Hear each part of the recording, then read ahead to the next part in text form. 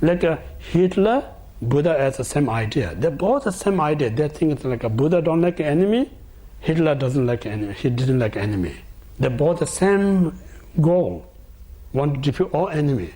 But the difference, like Hitler thinks the enemy is Jewish. Buddha thought enemy is like a defilement. So they both fought.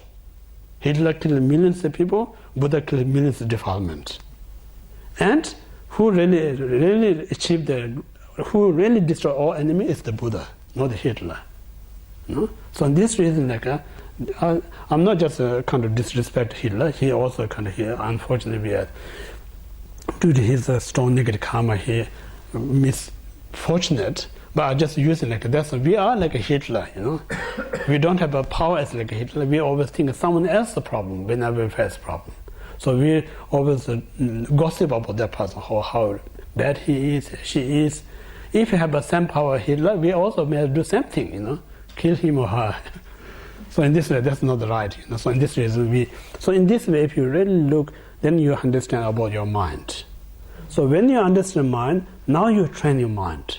So train your mind means like kind of reduce your negative mind. So more you reduce your negative mind, naturally it's like the positive increase. That's the mind training. Yeah. So first one need to understand about the mind. So once you understand of the mind, now second is like a training of the meditation. So training of the meditation means like now this very mind, then you bring into the meditation, and then like we talk about analytical meditation, we call this single pointed meditation, two things. So analytical meditation means like we just experiment our mind, like let this negative thought arise. When this negative thought arises, how effect, what kind of feeling you can get out of it.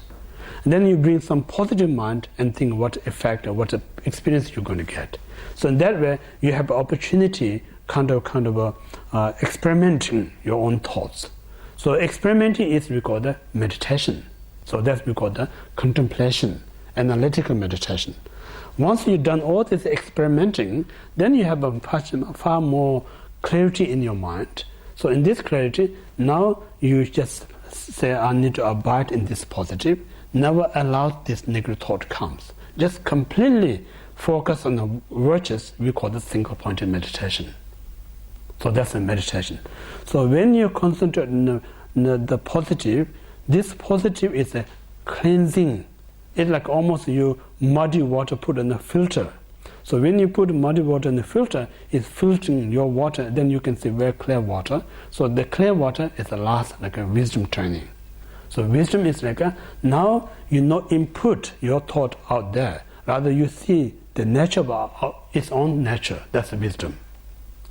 At this stage, we put our own thought out there. That's the reason we all have a different opinion. Some of us says this is beautiful, some others says not so beautiful. So why think one object says that one is good, others are not bad? The reason is because we put our own thought. But if we remove our own thought, look, the phenomenon is own nature, there's no different opinion, they're all same. Yeah? So that recognizing its own nature is what we call the wisdom. So in this reason, like when you have this wisdom, then only time we're going to stop argument. Only time when we get wisdom, we don't going to have different opinion. There's no need of a different opinion. We all say same things. Why we need to argue? Why we need a different opinion? But in this point, we don't have this clarity, so we will only perceive our own way. That's the reason we have so many different opinions, so many disagreement. So this disagreement lead us to fighting. So that's the reason we are so hard to get along each other. We don't want that kind of feeling to not get along each other, because we have a different opinion, lead by different opinion, different opinion mind. Then we make so once you remove that, then that's what we call the great practitioner, really genuine practitioner. They really get along very nicely with each other. They're not pretending to be nice to each other because they have the same mind. There's nothing to kind of argument. There's no need of different opinions. So that's the reason they have very close kind of relationship. So this is what we call the whoever training these three, we call the Sangha. So this Sangha if you have this kind of Sangha, it really inspires you, encourages you, so that really could keep alive your practice. So in this way, we say before one meditate, we have to reflect these three qualities: Buddha, Dharma, and Sangha. So I want to be like them. I want to be achieved like this. So if you have that kind of goal, sooner or later you will achieve. So that's the reason we take refuge. Yeah. So when we take refuge, we say in cultural way and the religious point of view, we just chanting. Chanting itself is we call the verbal taking refuge. The most important taking refuge is not verbal recitation. It's a mental, really engage their quality is important. Like Buddhism saying, when it's raining out there, yeah, you have to walk in the rain. No matter how often you say the word of umbrella, yeah, they're not going to protect you from the rain. Yeah, so only protect you rain, you have to use the umbrella. Then it protects you.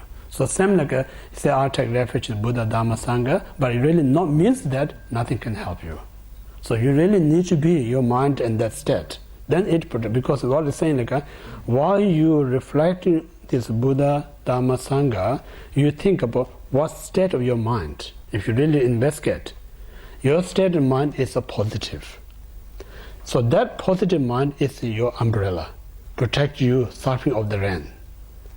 But if your mind is not there, then you're not using umbrella, then rain is going to make you wet.